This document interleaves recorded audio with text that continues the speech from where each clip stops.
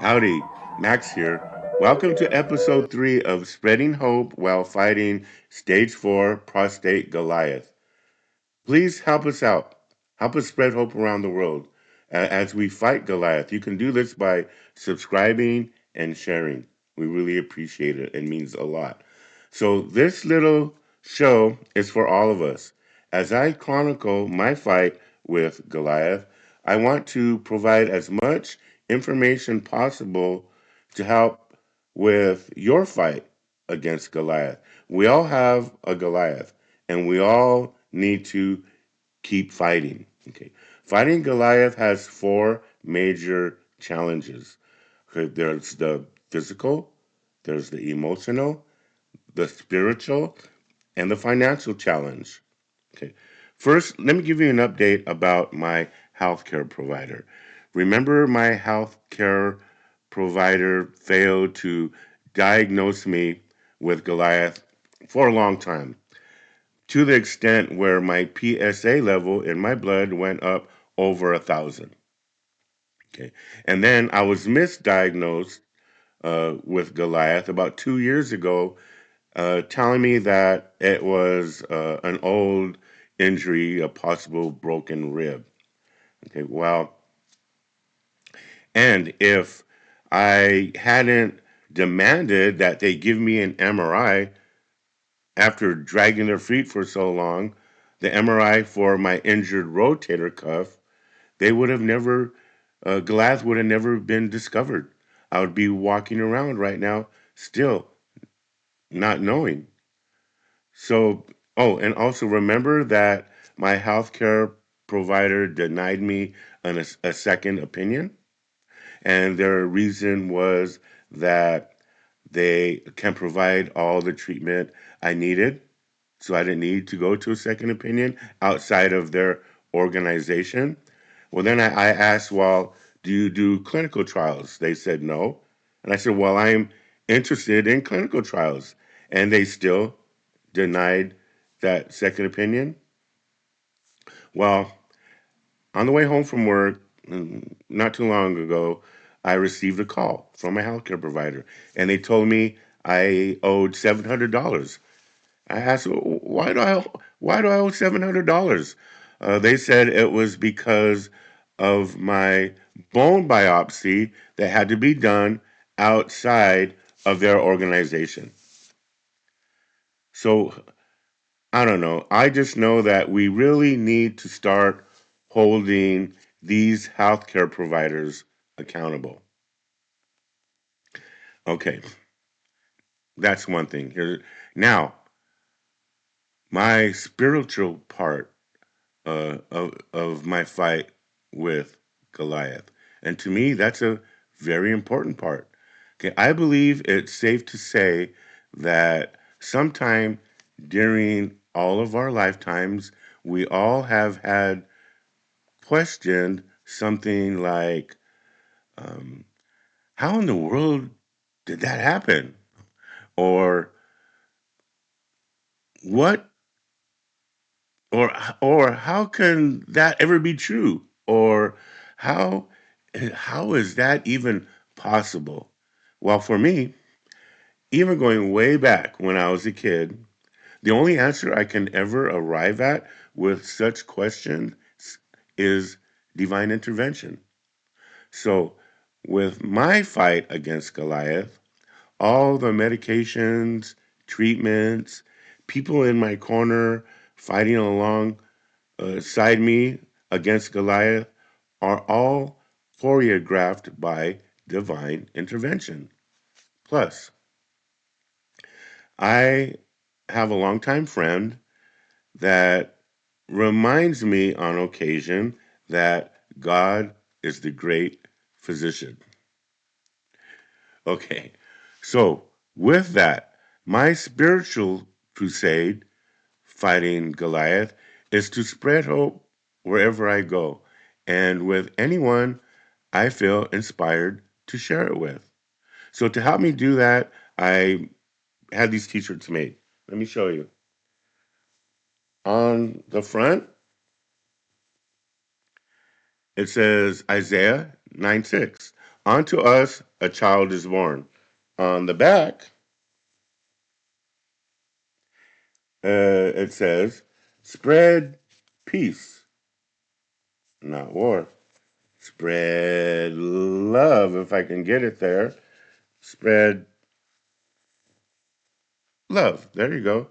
Not hate. Spread happiness, not despair. Okay.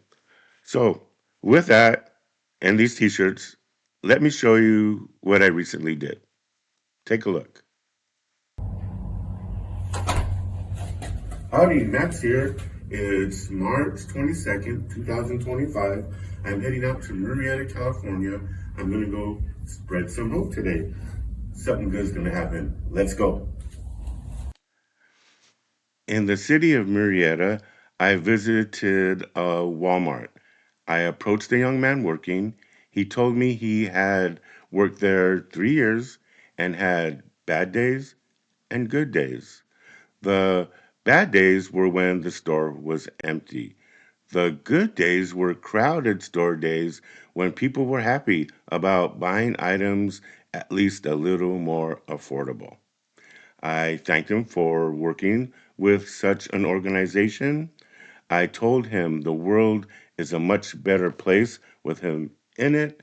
I said to keep up with the good work. I gave him one of our Spread Hope T-shirts. I said always keep hope and something good will happen. He said thanks.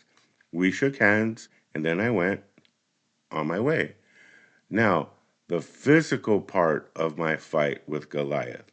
Fighting stage 4 Goliath is hard. My third and fourth sessions, combined with all the medications targeting my testosterone, my body is going through a lot. This is how I looked before being diagnosed with Goliath. With Goliath, take a look. Oops, that was way before I was diagnosed with Goliath. Who put that there? Here's a picture that was taken about the same time I was diagnosed with Goliath, and this has been between 4 and 5 months ago. Take a look. Notice in this picture, I still have all my hair. I look like I don't have a worry in the world. But what's important about this picture is that I didn't have any symptoms at the time. There wasn't anything going on in my body to indicate something was wrong. Now, this is how I look.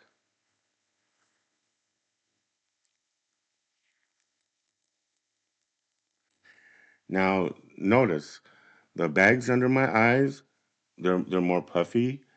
The crazy look on my head doesn't just look crazy, it feels different, it feels more rough. And the sidekicks that I'm experiencing are hanging out longer. I have a list of those sidekicks. You know, I call my side effects sidekicks because they do hang around longer. So I have a list here. Let me share that list with you. I'm still feeling very lethargic almost all the time. My taste buds are not working properly. I always have some sort of bad taste in my mouth. I get sores at times on my tongue and around my mouth or inside my mouth. When I try to sleep, I get dry mouth. When I need to keep a bottled water by the bed. My fingertips are bruised. I don't know if you can see my thumb, how it's bruised. Well, most of my fingers are that way. And it's not just bruising, it's like they are asleep. You know that pickling or picking a sleep sensation that sometimes your foot gets? Well, that's how all my fingertips feel. Okay. My anxiety attacks are more like panic attacks now because they're lasting a little longer. I still have hot flashes and cold flashes, and they can come back to back. Like I'll have a hot flash and then a cold flash, or I'll feel cold and then all of a sudden I get a hot flash. Um, I have congestion that comes along with an annoying cough. Uh, if like now today, as you're watching this little show, if my words are sounding kind of slurred, things of that nature, it's because I have cough drops. So I'm taking the cough drops to avoid these coughing episodes that I have. Okay. Also, my equilibrium is changing, especially when I'm looking at something in motion for a period of time, um, or if I close my eyes and I try to move fast somewhere, that's where my equal equilibrium is more affected. Um, Now there are still some positive side effects going on. My spirituality continues to grow. I still have a lot of quality time with my family and friends, and my 5 o'clock shadow is now my 14-day shadow. And with that, in those 14 days, I only had about four wild whiskers to shave off. I had, I think, one here, one one here, I know one here, and one on my chin somewhere. That's it. Okay. Now, to go along with all these sidekicks, we need to understand that they are combined with the ailments that are going to come along with natural life, and and that doesn't count that it just sucks getting older. I have a couple examples for you. Um, just over a week ago, almost 2 weeks ago, I had food poisoning. I was vomiting for 2 days. And then more recently, I injured my Achilles tendon again. I say again because the first time I injured my Achilles tendon was about 15 years ago. And I did it by playing in a 3-on-3 street basketball game. That was a pretty rough game. Now, can you guess how I injured my Achilles tendon this time? It wasn't by running. It wasn't by jumping. It wasn't by going upstairs. It wasn't by walking. Anyone know? I injured my Achilles tendon this time by sleeping. Yes, by sleeping. Come on. Sleeping? Injuring my Achilles tendon when I'm sleeping? Well, I learned that if you lay down for long periods of time and you keep your toes pointed, that can irritate your Achilles tendon. Your Achilles tendon. I learned that through some research, and so I tried it out. It's hard enough to sleep as it is. So now when I sleep, I try to make a point to keep my foot at a 90-degree angle. Well, it must be true because my Achilles tendon is starting to get better. I'm not hobbling around as much. So, with all this, along with my sidekicks and everything that's going on, that just told me that I need more training. So, what I did was I rushed over to one of my happy places. I needed to have a round with my sparring partner. Take a look. Now, during this sparring session, I was feeling kind of guilty. I mean, look at my hand. I'm like borderline low blow, and that's not fair hitting below the belt. So I was concerned. I mean, what's going to happen? Is karma going to come at me now? Now, the emotional part of my fight against Goliath. It is highly likely that you are going to experience some hardship or grief outside of the ring. For example, about 2 months ago, my elderly mom, she fell. She broke her hip and shoulder simultaneously. And after her hip replacement surgery, she hasn't recovered as well as we hoped. And I stress about this and I pray about this every day. Um, Another thing, on Valentine's Day, that's our anniversary.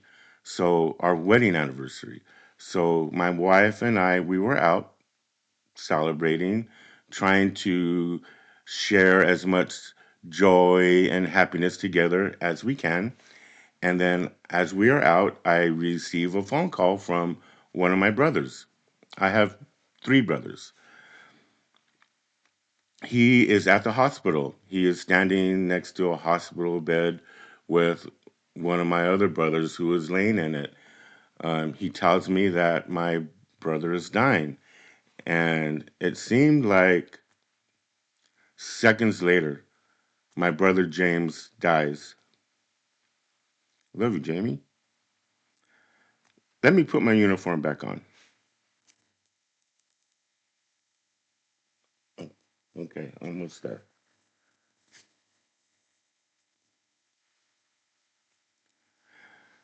Okay, you see, fighting Goliath is hard, along with all the conflict that we are likely going to experience outside of the ring.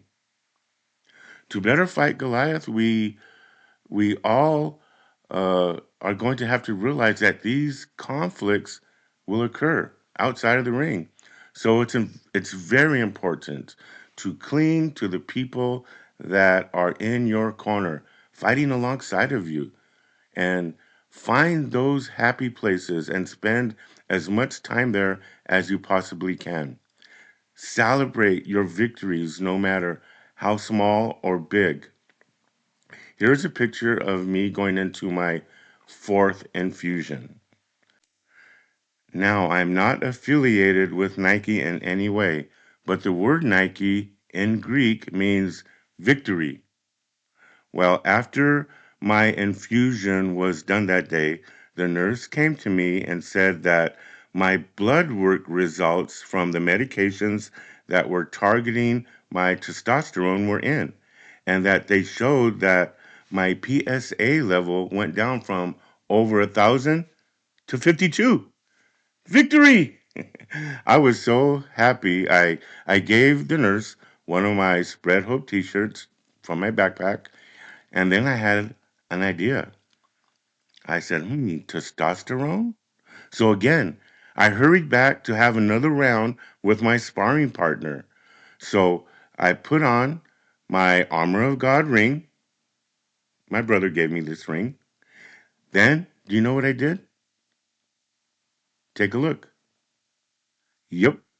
I went full testosterone on him. And it must have worked because look at the facial expression that he has.